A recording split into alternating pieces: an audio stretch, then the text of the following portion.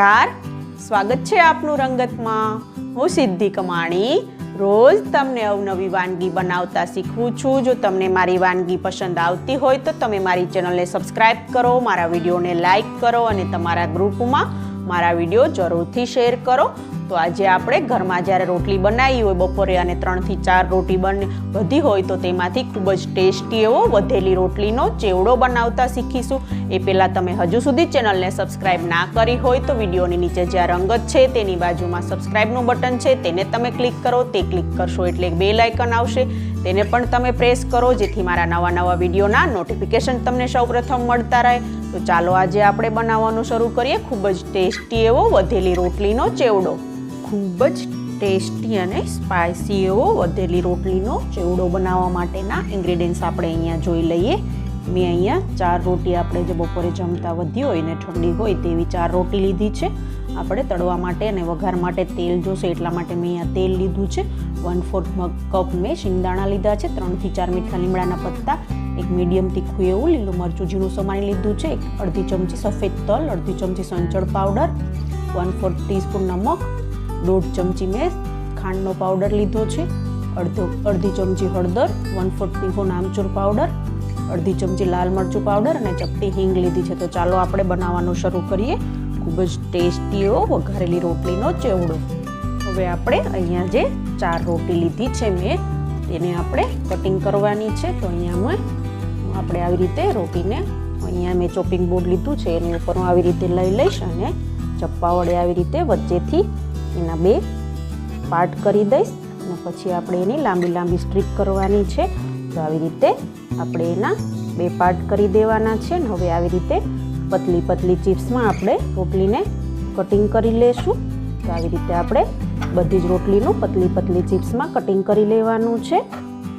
અહીંયા મેં બધી જ રોટલીના પતલી ચિપ્સમાં કટિંગ કરી લીધું છે। તો હવે આપણે આગળની પ્રોસેસ કરી લેશું।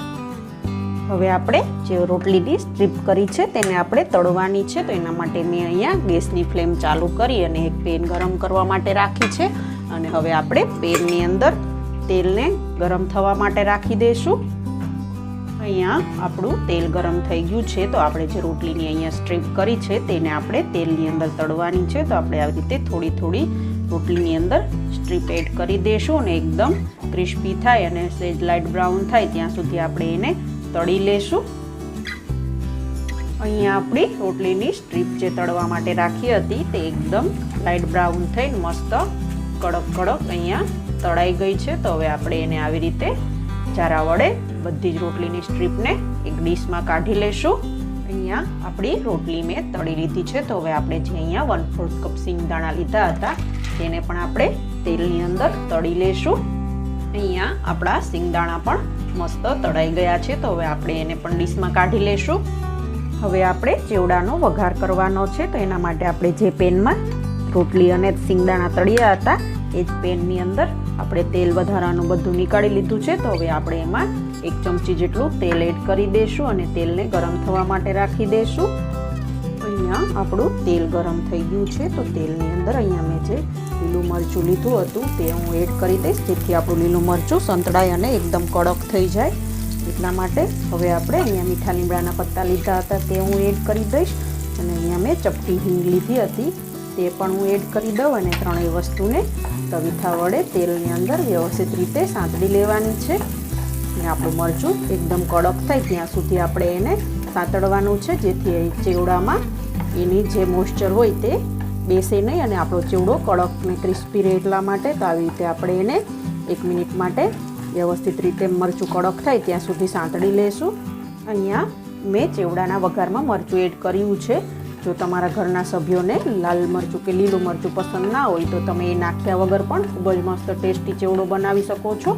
જો તમને મારી અવનવી વાનગી પસંદ આવતી હોય તો તમે મારી ચેનલને સબસ્ક્રાઇબ કરો, મારા વિડીયોને લાઈક કરો અને તમારા ગ્રુપમાં મારા વિડીયો જરૂરથી શેર કરો। તો અહીંયા આપણા મરચાં અને લીમડા ને બધું એકદમ ક્રિસ્પી તૈયાર થઈ ગયું છે। તો હવે આપણે એની અંદર અહીંયા મેં જે અડધી ચમચી હળદર લીધી હતી તે એડ કરી દઈશું। અહીંયા મેં સફેદ તલ લીધા હતા તે એડ કરી દઈશું અને બંનેને આપણે તેલની અંદર મિક્સ કરી લઈશું એટલે આપણા તલ મસ્ત રીતે ફૂટી જાય તેલની અંદર। અને હવે આપણે એની અંદર તલ ફૂટવા લાગે એટલે આપણે જે રોટી અને સિંગદાણા તળ્યા હતા તે આપણે બંને એની અંદર એડ કરી દેવાના છે. તો અહીંયા આપણા તલ ફૂટવા લાગ્યા છે. તો હવે આપણે અહીંયા હું સિંગદાણા એડ કરી દઈશ અને અહીંયા મેં જે રોટલી તળી હતી તે બંને હું એડ કરી દઈશ અને એને હળવા હાથે આપણે મિક્સ કરી લઈશું, જેથી આપણા રોટલીના ટુકડાનો ભૂકો ના થઈ જાય. તો આવી રીતે એને હળવા હાથે આપણે મસાલાની અંદર મિક્સ કરી લઈશું. અહીંયા આપણા ચેવડાની અંદર બધો મસાલો મેં મસ્ત રીતે મિક્સ કરી લીધો છે. તો હવે આપણે જે અહીંયા સંચળ પાવડર લીધો હતો તેને આવી રીતે છૂટો છૂટો સ્પ્રિંકલ કરી દઈશું, એટલે બધે વ્યવસ્થિત રીતે એનો ટેસ્ટ બેસી જાય. અહીંયા મેં નમક લીધું હતું, નમકનું પ્રમાણ તમે તમારા સ્વાદ મુજબ વધારે ઓછું કરી શકો છો. એને હું થોડું એડ કરી દઉં અને અહીંયા લાલ મરચું પાવડરને પણ આવી રીતે સ્પ્રિંકલ કરી દઈશ, એટલે બધે જ ચેવડામાં ખૂબ જ મસ્ત રીતે મિક્સ થઈ જાય. અને અહીંયા મેં ખાટો મીઠો આપણા ચેવડાનો ટેસ્ટ આવે એટલે આમચૂર પાવડર લીધો હતો તેને પણ આવી રીતે સ્પ્રિંકલ કરી દઈશ. અને લાસ્ટમાં આપણે જે ખાંડનો પાવડર લીધો હતો તેને પણ સ્વાદ મુજબ આવી રીતે સ્પ્રિંકલ કરી અને આપણે એને મિક્સ કરી લઈશું. અને હવે આપણે વ્યવસ્થિત રીતે બધે જ ચેવડામાં મસાલો લાગી જાય તેવી રીતે હળવા હાથે આપણે એને મિક્સ કરી લેવાનો છે અને ગેસની ફ્લેમ બંધ કરી દેવાની છે. આવી રીતે આપણે મસાલો બધે જ લાગી જાય તેવી રીતે હળવા હાથે મિક્સ કરી અને આ ચેવડાને તમે સર્વિંગ પ્લેટમાં કાઢી અને સર્વ કરી શકો છો.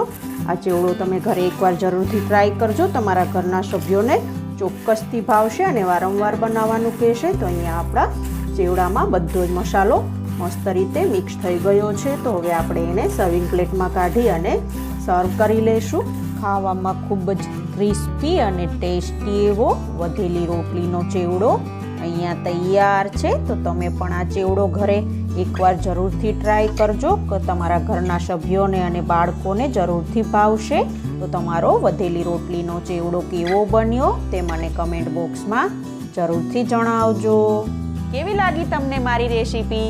જો તમને મારી રેસીપી પસંદ આવી હોય તો તમે મારા વિડીયોને લાઈક કરો, તમારા ગ્રુપમાં મારા વિડીયો શેર કરો અને હજુ સુધી તમે જો મારી ચેનલને સબસ્ક્રાઈબ ના કરી હોય તો વિડીયોની નીચે જે રંગત છે તેની બાજુમાં સબસ્ક્રાઈબનું બટન છે તે બ્લેક કલરનું હશે. તો તમે હજુ સુધી મારી ચેનલને સબસ્ક્રાઈબ નહીં કરી તો એ બટનને તમે ક્લિક કરો, જેથી મારી ચેનલ સબસ્ક્રાઈબ થઈ જાય. અને એ ક્લિક કરશો એટલે એક બેલ આઇકન આવશે, એને પણ તમે ક્લિક કરો, જેથી મારા વિડીયોના નોટિફિકેશન તમને સૌપ્રથમ મળતા રહે. તો રોજ આવી અવનવી વાનગી જોવા માટે જોતા રહો રંગત, ખાણીપીણીના શોખીન ગુજરાતીઓની. Thanks for watching.